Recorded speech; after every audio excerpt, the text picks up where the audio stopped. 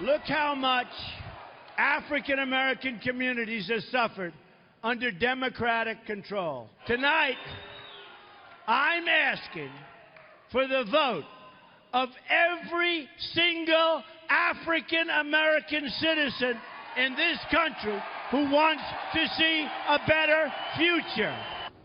Well, Donald Trump, they're making his case to African American and Hispanic voters, arguing that the Democrats have abandoned them. Here to weigh in, Republican strategist Philip Stutz and Democratic strategist Evangeline Gomez. Thank you both for joining us so early this morning. Good morning.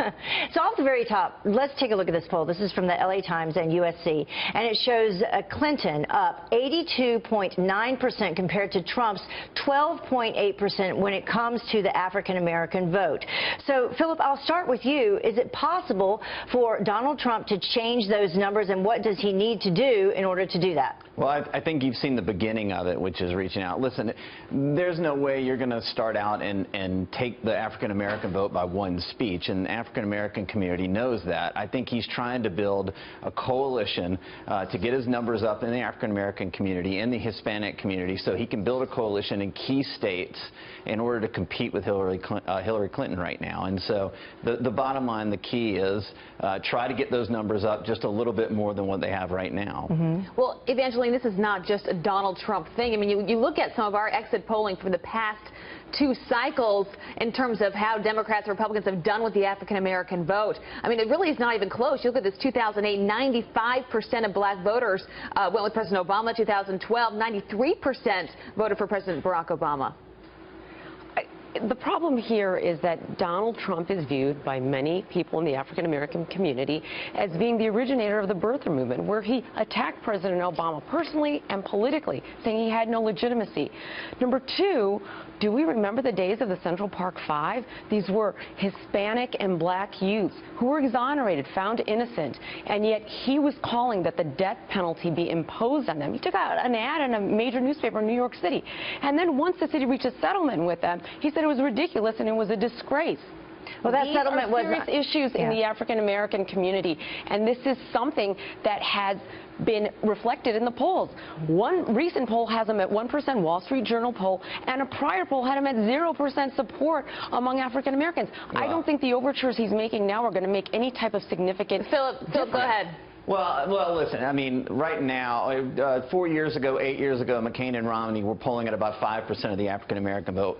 If you look at a combination of different polls right now, Trump is around 3. And so he needs to get 2, 3 more points in key states and build another coalition of white Democrats, turning out new voters, turning out between 25, 27% of the Hispanic vote. Right now he's at 20%.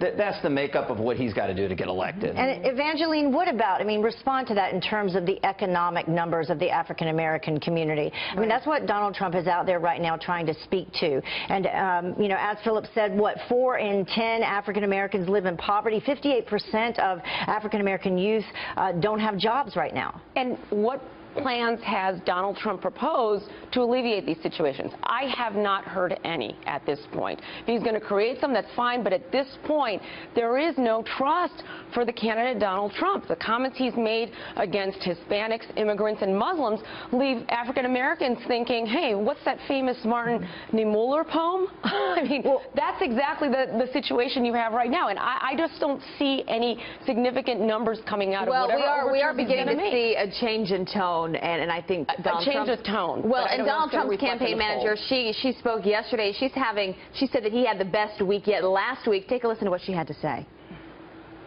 This was the best week, I think, so far in the Trump campaign, mostly because he's able to be himself, the authentic Donald Trump. He has said that he regrets causing personal pain to those who feel it based on things that he has said. I do believe that this is what people appreciate. Philip, what, less than 80 days now, but in politics, really anything can happen in that amount of time. Can he make a comeback in the polls where it really counts in the swing states? Yeah, Abby, that's a really great point. Anything can happen. Listen, think about this. North Carolina starts mailing ballots in 3 weeks. Florida votes before Halloween. We're not just looking at 85 days. We're looking at sometimes a lot less than that, where the vote is actually going to start happening. It's coming, guys. And so the reset's great.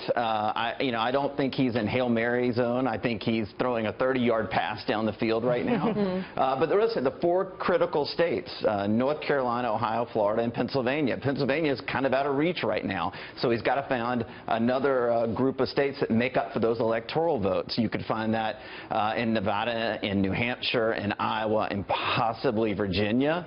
But the numbers on the electoral count look tough right now, and he's got to have a major reset. And then if there's an October surprise, which there very well could be, that would be the key difference. There has been an October surprise before. We've seen that happen. A good point, Heather. Thank you both for joining us. Philip, we appreciate it. Evangeline as well. Thank you. Thank you. Thanks, you guys.